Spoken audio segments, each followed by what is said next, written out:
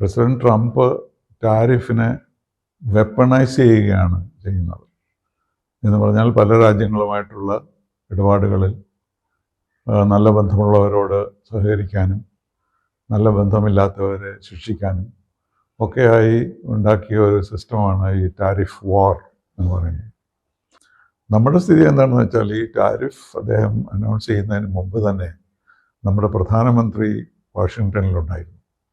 ആ സമയത്ത് തന്നെ നമ്മളൊരു ട്രേഡ് എഗ്രിമെൻറ്റ് നമ്മൾ തമ്മിൽ ചർച്ച ചെയ്യാം എന്ന് തീരുമാനിച്ചു കഴിഞ്ഞിരുന്നു. അപ്പോൾ എനിക്ക് തോന്നുന്നത് ഈ ട്രേഡ് എഗ്രിമെൻറ്റ് നാളെയോ മറ്റന്നാളോ അല്ലെങ്കിൽ അടുത്ത ദിവസങ്ങളിൽ ഉണ്ടാവുകയാണെങ്കിൽ 25% എന്നുള്ളതിന് യാതൊരു പ്രാധാന്യം ഇല്ലാതാകും. അത് ഇന്ത്യക്ക് മാത്രമല്ല, ആരൊക്കെ റഷ്യയിൽ നിന്ന് ഓയിൽ വാങ്ങിക്കുന്നുണ്ടോ അവർക്കെല്ലാം വരുമെന്നാണ് പറയുന്നത്. അതിൽ നമ്മളെക്കാളും കൂടുതൽ വാങ്ങിക്കുന്നത് അവരുടെ സഖ്യകക്ഷികൾ തന്നെയാണ്. ഇന്ത്യയിൽ നിന്ന് US-ലേക്ക് കയറ്റി അയക്കുന്ന ചരക്കുകൾക്ക് 25% തീരുവ ചുമത്തി പ്രസിഡന്റ് ഡൊണാൾഡ് ട്രംപ്. ഇത് ഇന്ത്യക്ക് വലിയ തിരിച്ചടിയാകുമോ സാർ? ഇതിൻ്റെ എങ്ങനെയാണിത് ഇംപ്ലിമെൻ്റ് ചെയ്യുക എന്നുള്ള ഇപ്പോഴും തീർച്ചയില്ല. പ്രസിഡന്റ് ട്രംപ് ടാരിഫിനെ വെപ്പണൈസ് ചെയ്യുകയാണ് ചെയ്യുന്നത് എന്ന് പറഞ്ഞാൽ പല രാജ്യങ്ങളുമായിട്ടുള്ള ഇടപാടുകളിൽ നല്ല ബന്ധമുള്ളവരോട് സഹകരിക്കാനും നല്ല ബന്ധമില്ലാത്തവരെ ശിക്ഷിക്കാനും ഒക്കെയായി ഉണ്ടാക്കിയ ഒരു സിസ്റ്റമാണ് ഈ ടാരിഫ് വാർ എന്ന് പറയുന്നത്. അദ്ദേഹം പല തരത്തിലാണ് ഈ രാജ്യങ്ങളെ സമീപിക്കുന്നത്.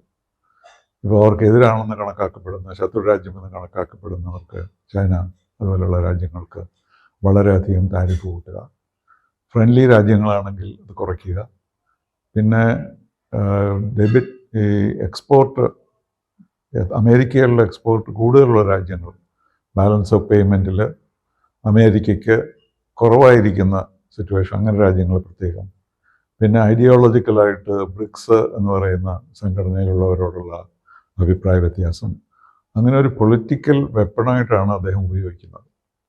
അതേസമയം തന്നെ അദ്ദേഹം എല്ലാ രാജ്യങ്ങളെയും അമേരിക്കയുമായിട്ട് ട്രേഡ് എഗ്രിമെൻ്റ് ഉണ്ടാക്കാൻ ക്ഷണിച്ചിട്ടുമുണ്ട്.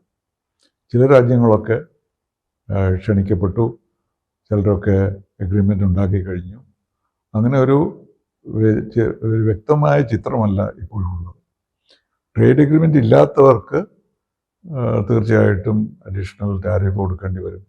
അത് സെക്കൻഡറി ടാരിഫുണ്ട്, പിന്നെ പെനാൽറ്റി ടാരിഫുണ്ട്, അങ്ങനെ ഒരുപാട് കാര്യങ്ങളുണ്ട്. നമ്മുടെ സ്ഥിതി എന്താണെന്ന് വെച്ചാൽ ഈ ടാരിഫ് അദ്ദേഹം അനൗൺസ് ചെയ്യുന്നതിന് മുമ്പ് തന്നെ നമ്മുടെ പ്രധാനമന്ത്രി വാഷിങ്ടണിലുണ്ടായിരുന്നു. ആ സമയത്ത് തന്നെ നമ്മളൊരു ട്രേഡ് എഗ്രിമെൻറ്റ് നമ്മൾ തമ്മിൽ ചർച്ച ചെയ്യാം എന്ന് തീരുമാനിച്ചു കഴിഞ്ഞിരുന്നു. അപ്പോൾ ട്രേഡ് എഗ്രിമെൻറ്റ് വന്നു കഴിഞ്ഞാൽ ഇതിലൊന്നും കാര്യമില്ല. ട്രേഡ് എഗ്രിമെൻറ്റിൽ പറയുന്നതിനനുസരിച്ചായിരിക്കും ടാരിഫ് വരിക. പക്ഷെ നമ്മുടെ ആ എഗ്രിമെൻറ്റ് ഇതുവരെ സൈൻ ചെയ്തിട്ടില്ല. അതിൻ്റെ ഫൈനൽ സ്റ്റേജസിലാണ്. പക്ഷേ അതിപ്പോഴും ചർച്ചയിലാണ്.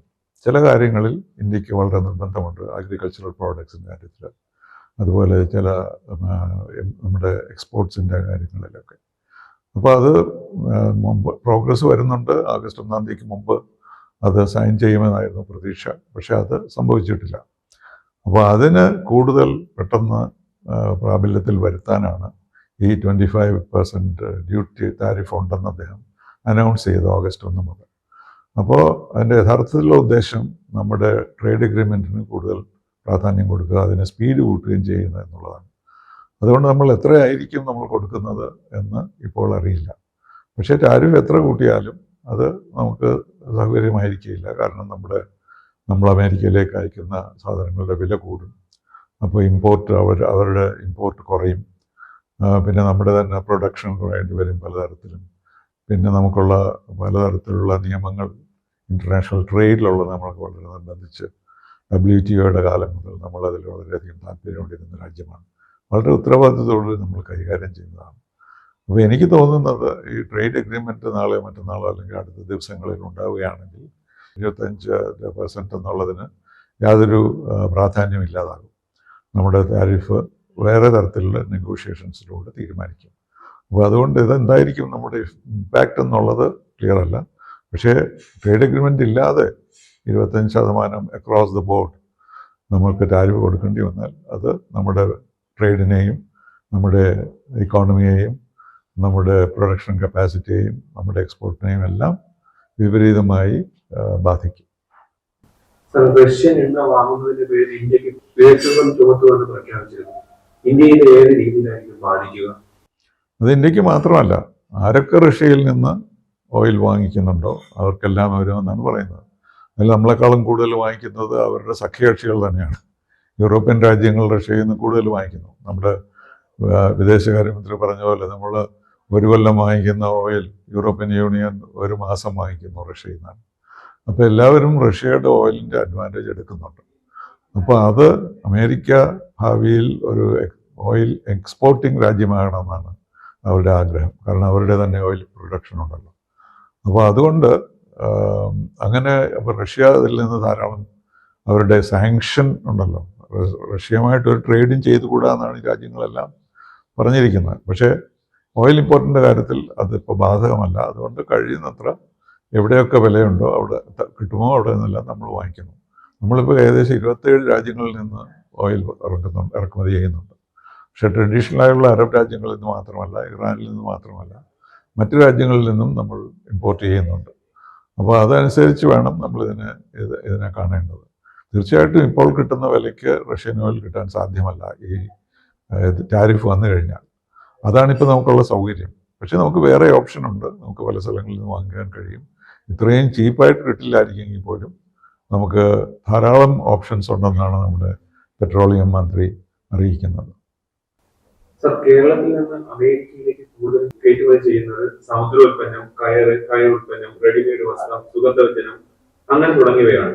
ട്രംപിന്റെ നടപടി ഫലത്തിൽ കേരളത്തിന് വലിയ നഷ്ടം ഉണ്ടാക്കുന്നു. അത് നമുക്കറിയില്ല ഏതൊക്കെ പ്രോഡക്ട്സിനാണ് ഇത് അപ്ലൈ ചെയ്യുന്നതെന്ന് നമുക്കിപ്പോൾ അറിയില്ല. ഇപ്പം നമുക്കറിയാവുന്നത് ഇപ്പോൾ മോട്ടോർ പാർട്സ്, ഇന്ത്യൻ കാർസ്, അതിനൊക്കെ വളരെയധികം വില കൂടും. പക്ഷേ അഗ്രികൾച്ചറൽ പ്രോഡക്ട്സിൻ്റെ കാര്യത്തിൽ നമ്മളിപ്പോഴും ഒരു എഗ്രിമെൻറ്റിൽ എത്തിയിട്ടില്ല. അവർ പലതും നമ്മളോട് ആവശ്യപ്പെടുന്നുണ്ട്. അതുകൊണ്ട് അത് നെഗോഷിയേറ്റ് ചെയ്തുകൊണ്ടിരിക്കുകയാണ്.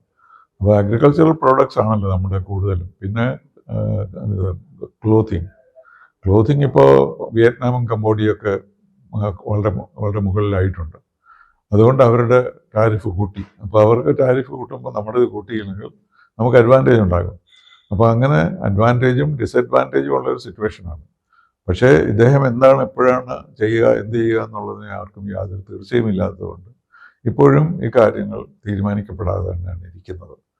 പക്ഷേ നമ്മളൊരു ട്രേഡ് അഗ്രിമെൻറ്റ് നമുക്ക് സൈൻ ചെയ്യാൻ കഴിഞ്ഞാൽ ഇതൊന്നും നമുക്ക് ബാധകമല്ല. അതനുസരിച്ചായിരിക്കും നമ്മുടെ എക്സ്പോർട്ട് ഇമ്പോർട്ട് നടക്കുക. അതാണ് നമ്മൾ പ്രതീക്ഷിക്കേണ്ടത്. പക്ഷേ എന്തെങ്കിലും കാരണം കൊണ്ട് പ്രസിഡന്റ് ട്രംപ് ദേഷ്യപ്പെട്ട് അത് ക്യാൻസൽ ചെയ്യുകയോ അല്ലെങ്കിൽ ചെയ്താൽ അപ്പോൾ നമുക്ക് 25% പ്രശ്നം ഉണ്ടാകും. അത് വലിയ പ്രശ്നം തന്നെയായിരിക്കും.